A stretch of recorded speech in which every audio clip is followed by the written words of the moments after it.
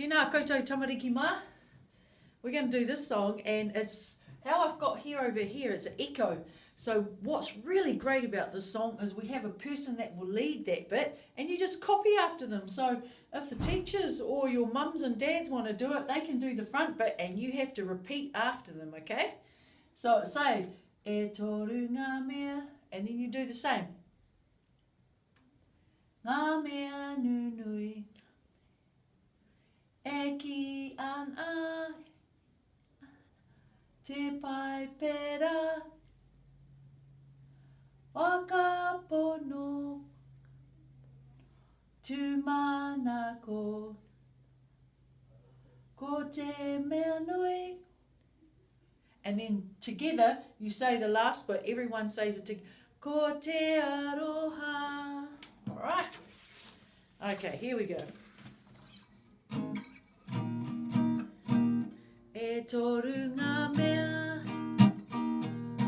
ngā mea nunui, e ki ana, te pai pera, wakapono, tu manako, ko te mea nui,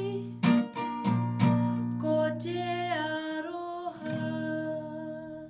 Alright, did you guys repeat after me?